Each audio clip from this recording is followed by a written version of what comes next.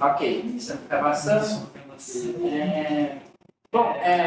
Olá pessoal, então olá para vocês, olá para quem, Ana Paula e para Thaís que estão aí.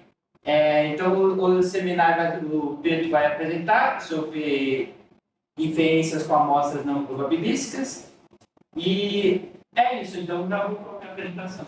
Certo. Obrigado. É a própria janela, né? Janela, separar aqui. Isso. Aí, pô.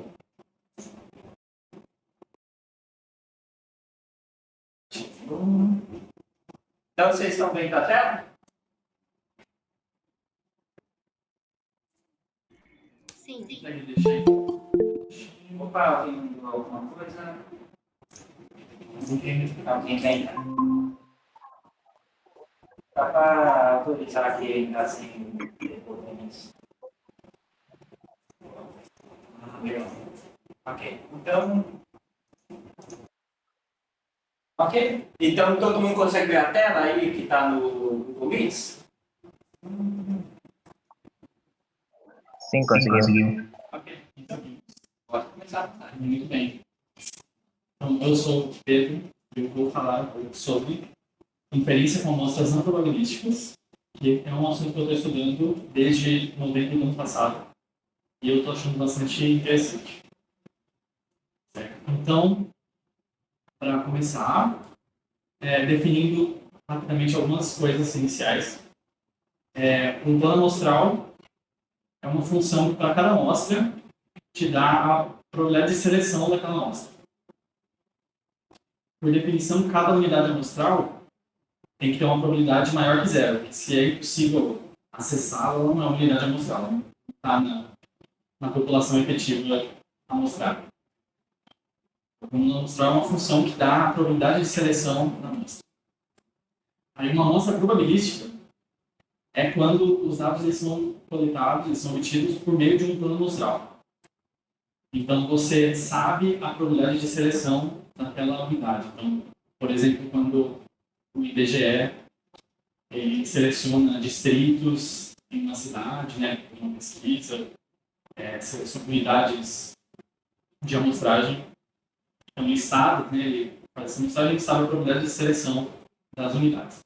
E aí é interessante ter um plano amostral, porque isso facilita a estimação de características populacionais, fazer modelos preditivos, porque a sua amostra vai ser representativa. Nesse sentido de você conseguir, ela reproduz características que estão na população. Então, exemplos de planos amostrais são a amostra aleatória simples, que é o que a gente supõe para quase sempre, né? Então, a probabilidade de seleção ela é uniforme entre as amostrais, mas institutos de pesquisa às vezes usam métodos bem mais complexos de amostragem. Por exemplo, amostragem por conglomerados em múltiplos estágios e estratificado. Então, por exemplo, os conglomerados podem ser laicos, né, e pode ser estratificado por estados, então, para cada estado, um número em múltiplos estágios, porque você poderia selecionar alguns estados e aí algumas cidades, e aí em cada cidade um número de bairros. Algo maluco assim, que é feito de fato na prática.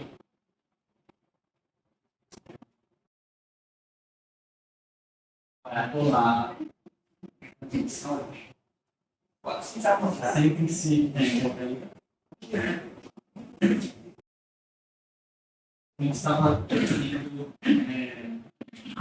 plano amostral e o que é uma amostra probabilística. Uma amostra é uma função que dá a probabilidade de amostrar de cada unidade. Uma amostra probabilística é quando os dados são coletados por meio de um plano amostral. Agora, partindo assim para um pouco da notação que mais ou menos, então, você começa com um modelo de superpopulação de onde é gerada a população, um modelo probabilístico.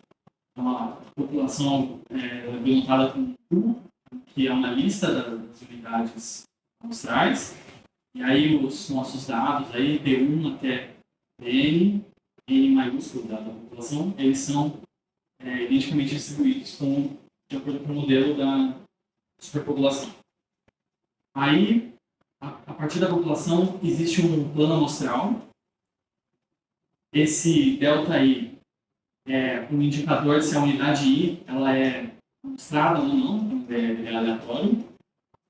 E PI é a probabilidade da unidade I ser coletada de acordo com as características dela. Esse D, né, dos dados.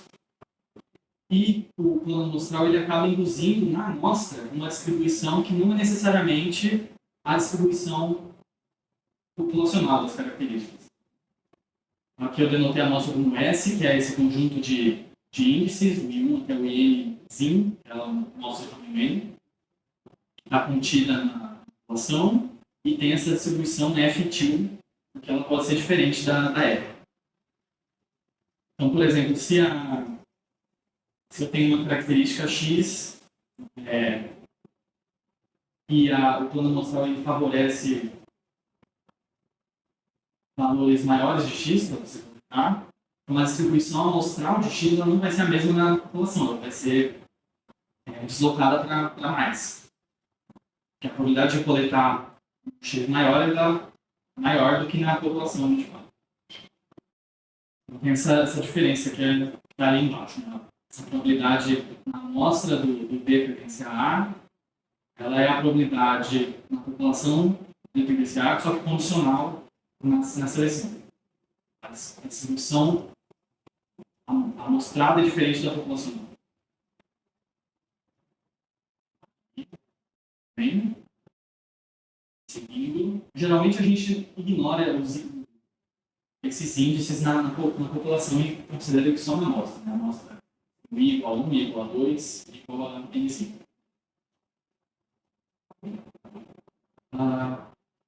Seguindo, para contextualizar um pouco um exemplo, então imagine que nós queremos estimar essa média μ de uma variável y, e ela é maior, a gente acha que ela é maior e mais variável entre homens do que entre mulheres. Aqui eu notei homens com x igual a 1, mulheres com x igual a 0. Aí nesse caso, imagine que você pense num plano amostral para o qual a probabilidade de seleção de homens é o dobro da probabilidade de seleção para mulheres. Então você vai coletar mais homens do que mulheres, porque a distribuição para os homens tem maior variância. E isso na prática acaba sendo interessante, reduzindo a variância do estimador no final. Isso é sabido na prática da estratificação. Então, nesse caso, a probabilidade de seleção vai ser proporcional a 1 mais xi. Se xi for 0, então vai ser um valor C para as mulheres e 2C para homens. Né? Xi vai ser 1 para os homens. Então... Beleza? Aí, aqui é um exemplo. Né? Imagina que, então, y dado x igual a 0 tem a distribuição aí igual a 3 com variância 9 e y dado x igual a 1 tem distribuição normal 6, média 6 com variância 36. Então, tem uma variabilidade muito maior para os homens. Aí, nesse caso, a melhor estimativa possível, não é possível na verdade, mas a estimativa ideal seria a média na população inteira. Somar todos os y e dividir pelo N maiúsculo, que é o tamanho da população. Essa é a melhor estimativa que a gente consegue ter da média do modelo da superpopulação. Só que a gente só tem acesso a uma amostra de tamanho Nzinho. E ela é propositalmente desequilibrada. Você vai ter o dobro de homens que de mulheres. Nesse caso, a média simples amostral ela vai ser pesada. Então aqui esse etil ele representa essa distribuição amostral, enquanto que a esperança é a distribuição na população. A média de y barra amostra, ela ali na segunda linha essa esperança ela tem essa forma porque a amostra tem 1/3 de mulheres, que tem média 3, e 2/3 de homens, que tem média 6. E isso dá 5. Então a média a média da distribuição amostral Y é 5, enquanto que na verdade na população é 4,5, porque você tem metade de homens, metade de mulheres. A média para os homens é 6 e das mulheres é 3. A população é 4,5. Só que calculando a média simples na amostra, vai dar próximo de 5. Exato. A gente tem que levar em conta esse mecanismo de amostragem que favoreceu os homens. O método mais comum de levar em conta esse mecanismo de amostragem é o estimador de Horowitz-Thompson, vou chamar de HT. E aí, esse estimador ele calcula meio que uma média ponderada, levando em conta as probabilidades de seleção, como está escrito aí. Para mim é esquisito falar em estimação na superpopulação. Aquela é a média das. O Mi é a média no modelo de superpopulação. Não é um estimador, é a média de verdade. É, o Mi, isso. O estimador, os estimadores vão ser o que a gente vai calcular com uma amostra. Vai gerar e. E mesmo com a população inteira, a gente não conseguiria descobrir o Mi, porque ele é no modelo probabilístico. A população parece ser algo próximo, né? Porque ela é muito grande, né? Então, certo. O mais comum, então, é usar esse estimador. Até hoje, desde quando ele surgiu lá em 1900. Eu esqueci, acho que é 70, alguma coisa assim. Que aí você consegue incorporar o desenho amostral através das probabilidades. Aí, como o PI tem aquela forma, né, ele é proporcional a 1 mais x, então ele é um C, uma constante 1 mais x. Aí, trocando lá na forma do estimador, você chega nessa expressão e aí fazendo 100 mil simulações com uma amostra de tamanho 100, você vê que para uma população fixa, de acho que 10 mil unidades, você vê que o estimador de Horowitz-Thompson para uma amostra estratificada, né, com amostragem estratificada, esse AM, ele tem o mesmo viés do Y-barra,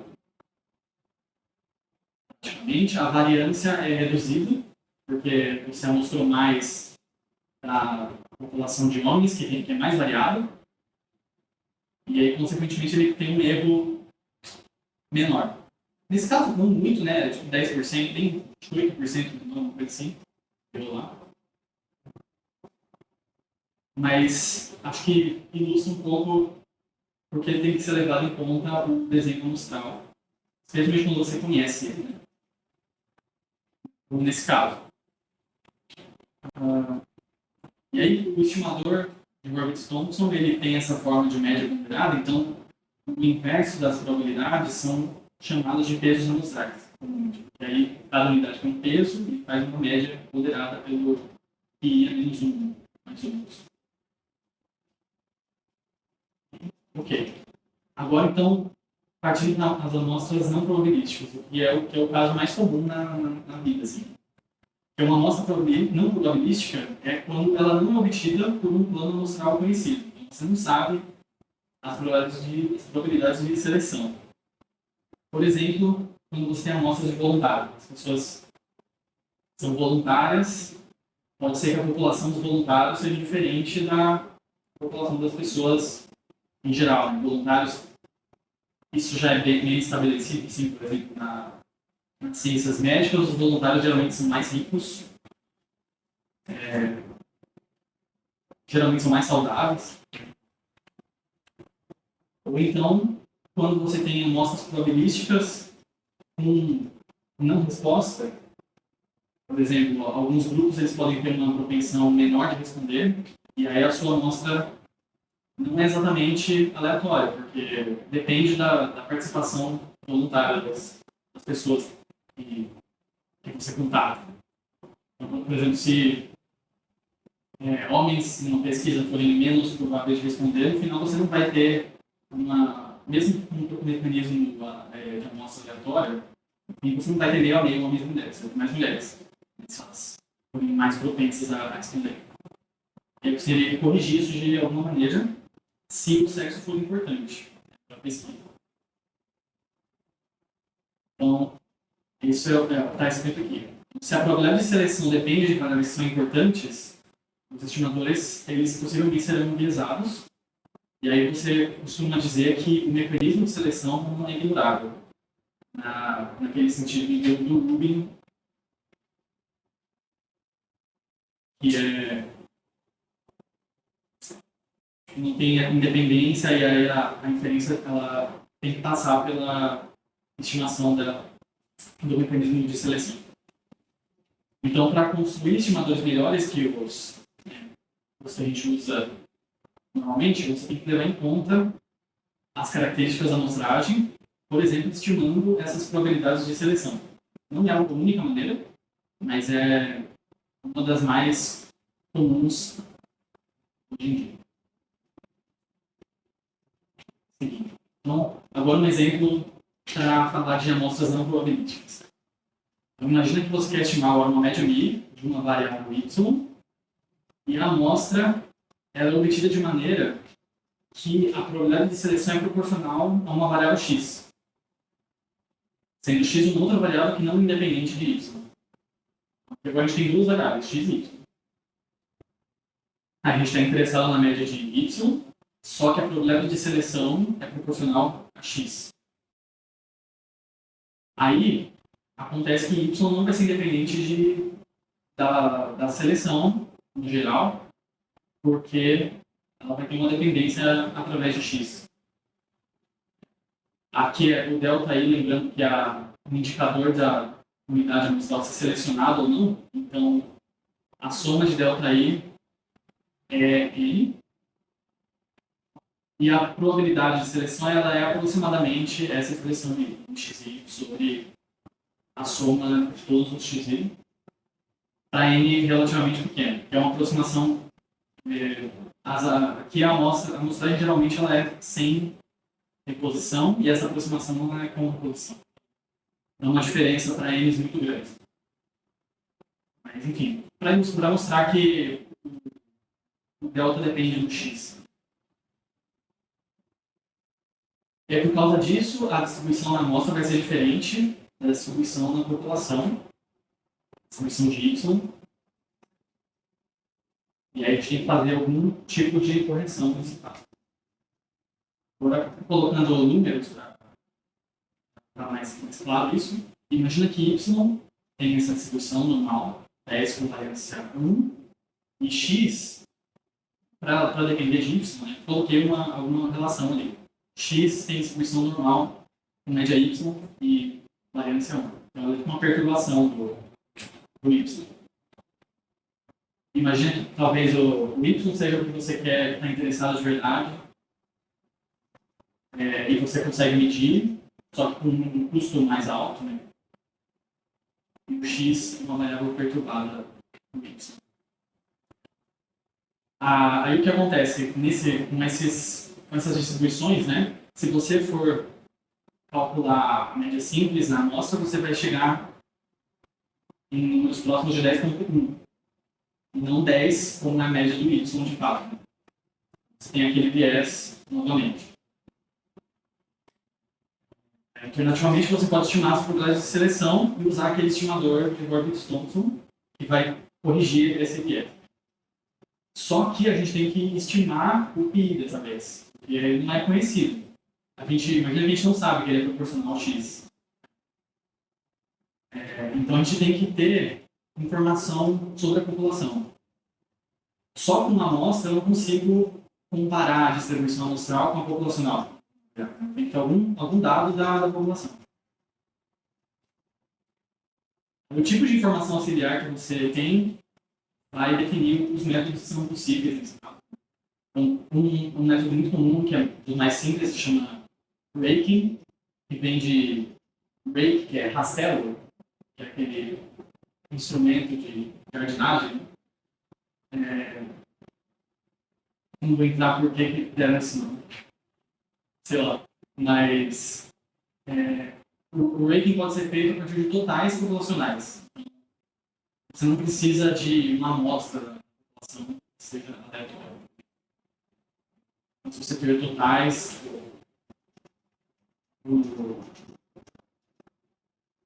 dados do IBGE, né, dados resumidos, né, do IBGE, você já consegue fazer isso,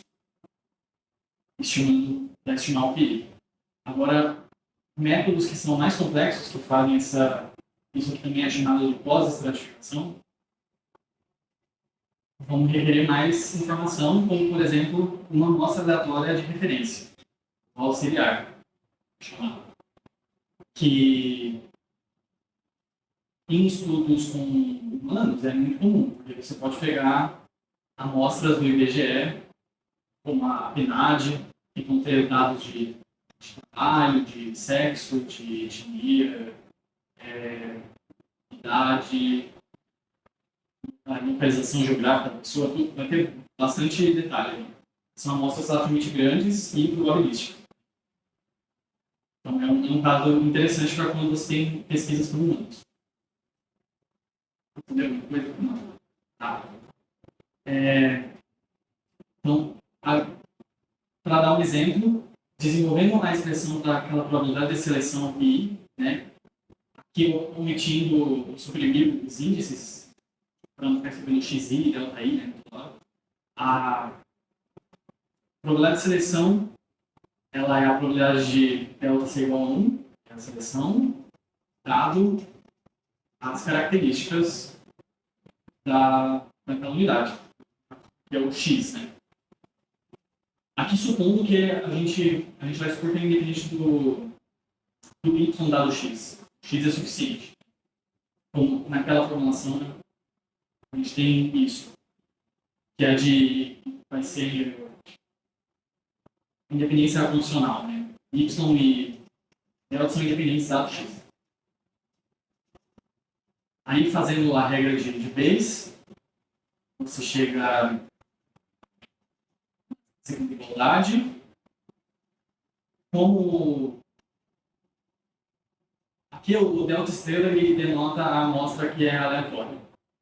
Como ela é independente do x, que é essa aleatória, eu posso colocar ela ali na condicional, não faz diferença no denominador de x dado delta estrela.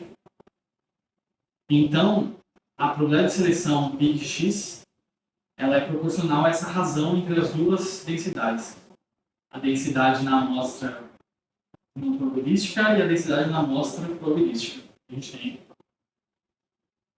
E dessa forma, então, você consegue ver π de x como um problema de density ratio estimation, estimação de razão de densidades, que é algo bastante estudado já na literatura de machine learning, por exemplo.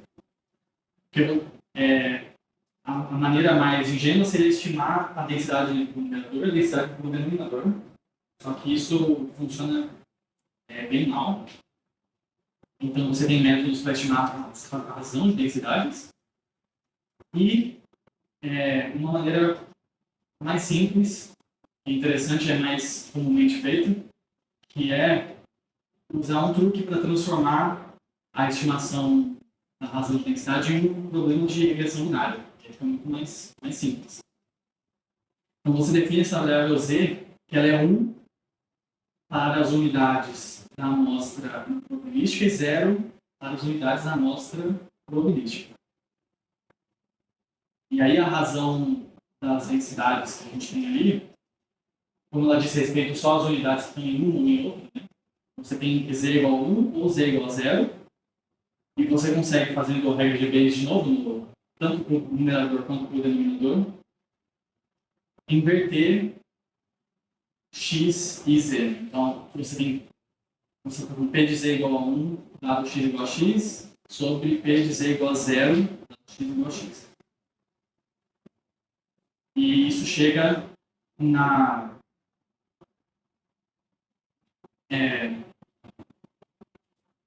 na expressão que a gente usa para fazer a regressão logística, por exemplo.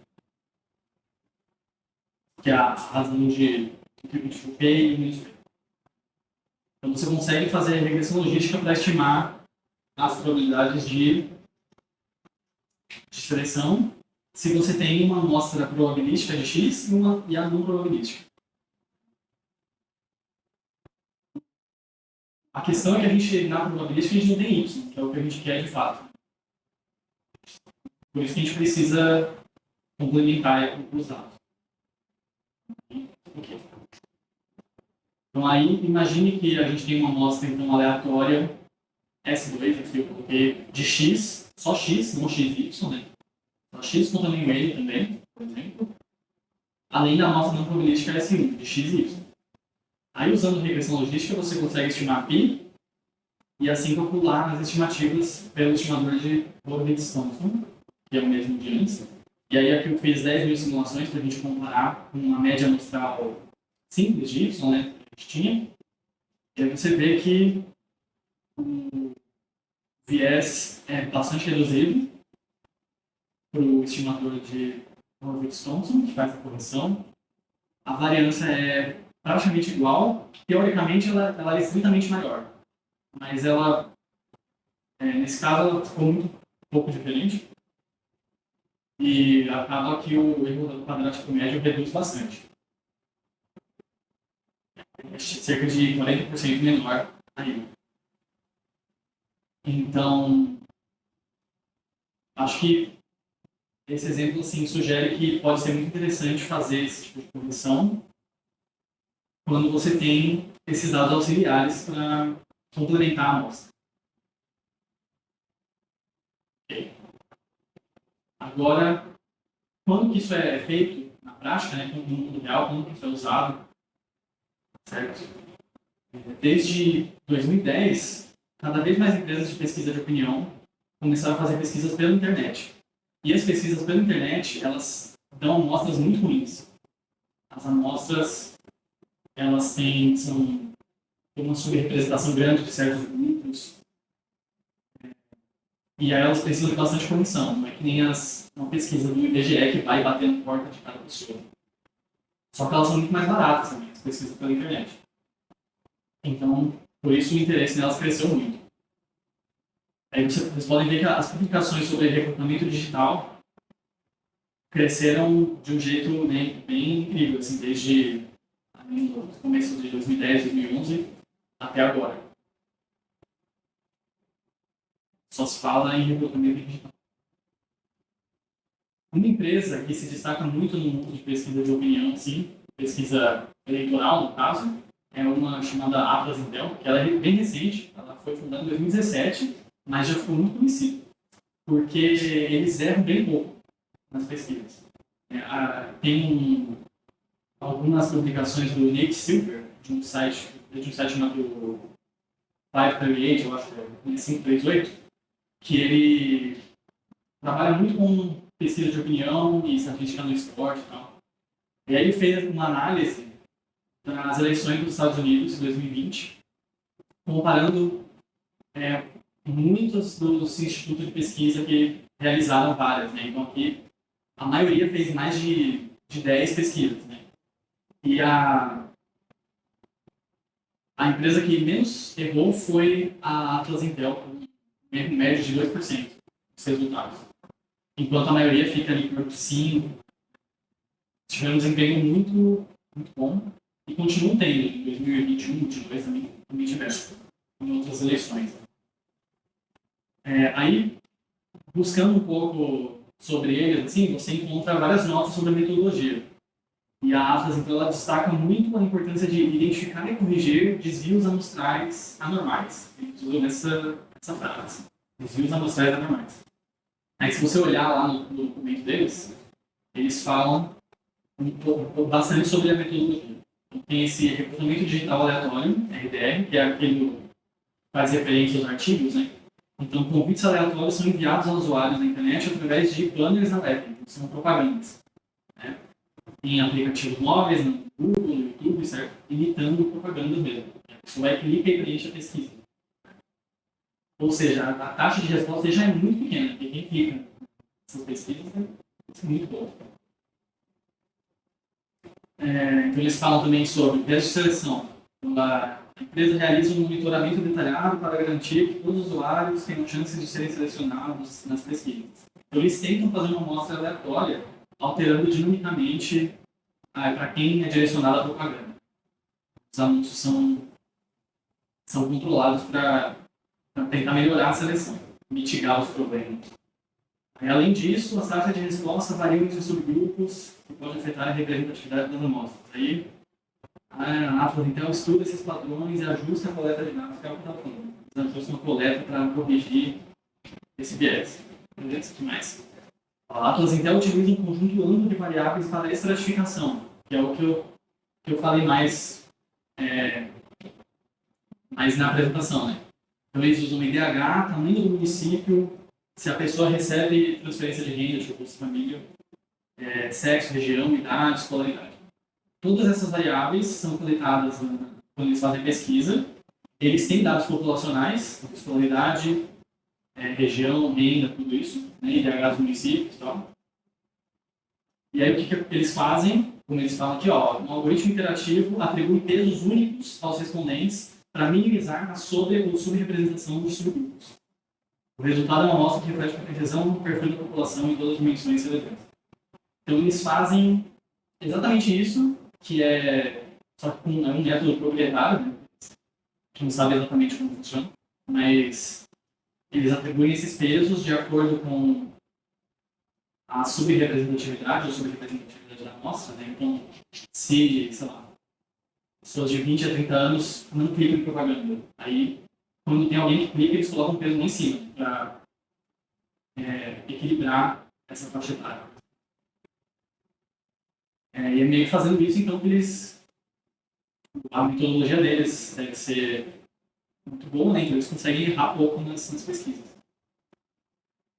Agora, mudando completamente, no mundo assim, da modelagem preditiva, de machine learning, esse problema ele aparece bastante também. Não é só uma coisa de pesquisa de opinião com pessoas. O problema de inferência com amostras não probabilísticas ele aparece como um caso particular de covariate shift, que é quando a distribuição de treinamento e a de teste são diferentes. Assim. 6,5. Que é meio que o que a gente está falando, né? A distribuição de treinamento seria a nossa amostra, só que a gente quer que a inferência valha para a população inteira. E é um caso particular, você pode ver assim, de covariate shift, então. Você quer generalizar os dados de treinamento para o teste. Só que se o teste é um mundo real diferente do que os dados do modelo foi treinado, ele vai com um desempenho ruim. Só que essa importância dos pesos e tal, desses ajustes, é um pouco diferente nessa área de modelagem preditiva, assim, que você usa regionais, árvores.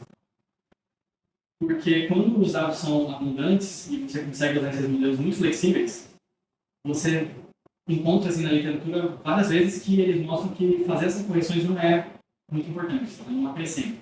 Os modelos flexíveis eles já conseguem estimar bem, mesmo na região que tem menos dados. Porque mesmo onde tem menos dados, ainda é muito dado, né? Quando você fala de Big Data, consegue usar essas redes neurais, milhões de parâmetros. Mas então, o que você vê também na literatura é que quando o número de amostras é pequeno, e você usa uma classe restrita de modelos, para não ter uma variância gigantesca, né? Aí o uso de peso pode reduzir bastante o viés, bastante o erro fora da amostra. Por exemplo, eu estou trabalhando num projeto que ele tem esse interesse mais preditivo, assim, só que a amostra é de voluntários e tem esse problema, de que ela é bem pesada para famílias mais ricas. Então, a renda mediana dessa amostra é, tipo, domiciliar é 12 mil, sendo que em São Paulo é, tipo, 6, a mediana. Essa renda é bem mais alta. E pode ser que o modelo treinado nessa amostra, vai ter um desempenho bom para essas famílias com renda alta. E pode ser que ele seja ruim para quem tenha renda, domicílios que tenham renda de 4 mil, 3 mil. Só que aí, na hora que isso for ser aplicado no real, o número de domicílios com renda mais baixa é bem maior do que o modelo esperado. O erro dele vai ser subestimado. Ainda mais porque a gente está nesse caso de que o número de amostras não é tão grande. Tem 550 unidades amostrais e, 200 variáveis. Então, não é tanta amostra. Os modelos que a gente está usando são bem simples. Assim. Faz redução de dimensionalidade, e aí faz regressão linear, regressão logística.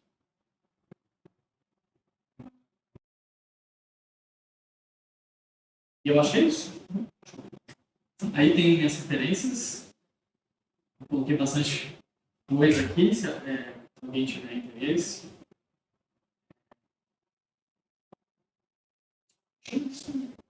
Cadê?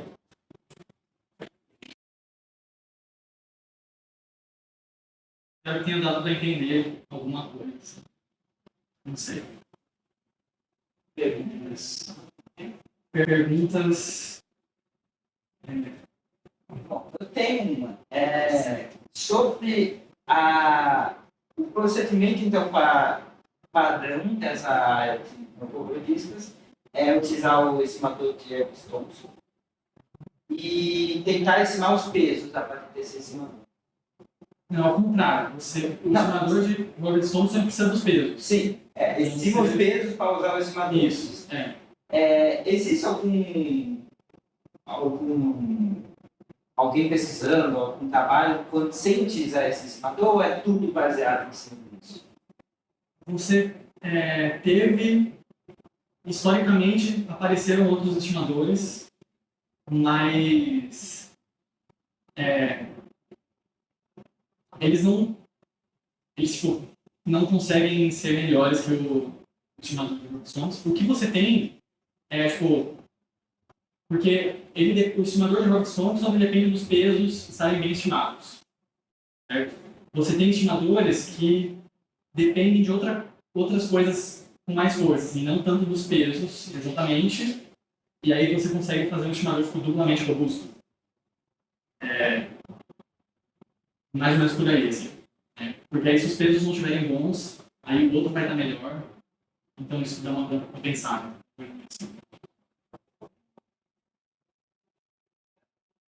Estimação de variância para usar também permite como estimador de Evans-Thompson, parece? Por exemplo, essa hipótese. Calcular a variância do estimador é muito difícil. Não tem uma solução analítica, então você tem que fazer amostras bootstrap, ou jackknife, essas coisas, para estimar numericamente. E sempre que você usa esses métodos de pesos, você acaba com um tamanho efetivo de amostra, eles falam assim, menor do que você tinha inicialmente. Porque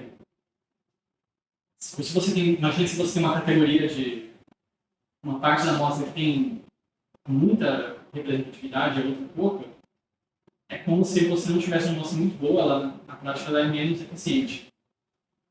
Então a variância sempre acaba aumentando os estimadores. Só que o viés diminui. Então, às vezes vale a pena. Se o viés diminui bastante, sem a variação aumentar tanto, aí é bom. Tem um exemplo famoso, não falei disso, né? Que chamam os elefantes de Bazoo, que é um exemplo do Bazoo, famoso Bazoo. Que aí ele monta faz um exercício assim, que o estimador de Robertson, ele não é viesado, exatamente não viesado, só que a variância dele é muito absurda. Assim. Então, dependendo da amostra, dá menos 20 mil, assim, sendo que a média é 3. E aí é ruim, nesse caso não faz sentido. Mas é porque os pesos são muito extremos. Um tem peso 100 mil, os outros têm peso 0,1. Então, idealmente também você quer pesos, na literatura fala que o peso entre 0,5 e 1,7. Pensando assim, na proporcionalidade dele. O peso em si depende também da amostra. Por isso que a empresa lá, a Zequel, por exemplo, eles têm todo um procedimento de tentar ao máximo conseguir uma amostra que já seja mais ou menos equilibrada, para não ter que corrigir tanto. Se tiver que corrigir muito, já não vale nem a pena a coleta. Por aí. Então, cara, Beleza. eu não estou familiarizado com ele, mas eu fiquei curioso. Como é que funciona essa questão de peso? Quais olhamos, eu estou familiarizado com isso, assim, por exemplo. Por exemplo, se você vai calcular a média da variável, você vai fazer a média ponderada com esses pesos.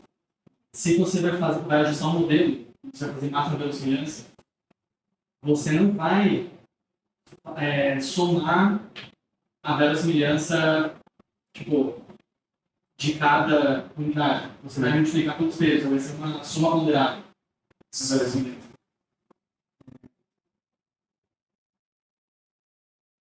Isso é. Tá. Então, assim, com cada ponto da tua amostra, tu vai ajustar por peso. Isso. Isso assim, como se tivesse aumentando. Mas o aumento, ponto da amostra, o aumento do valor ou aumenta em quantidade, como foi peso? Sim. É porque se uma assim, põe lá, sei lá, 10 amostras, né? Tem que uma delas, a terceira, seja mais representativa. Isso. Aí tu multiplica ela ou tu aumenta o número delas dentro da amostra, né?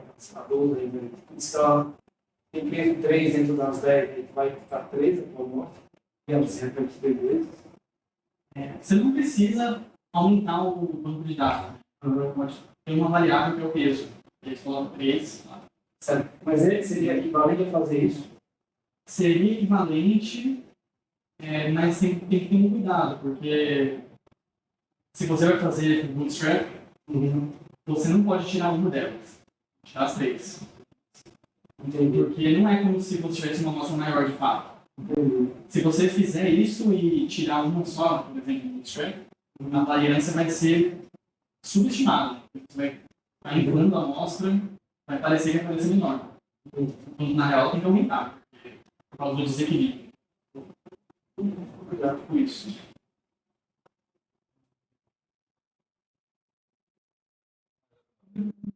Alguém que esteja aqui no Blitz, não sei se caiu. Pessoas da internet. Se alguém tem pergunta aqui. Pelo jeito. Então é isso, pessoal.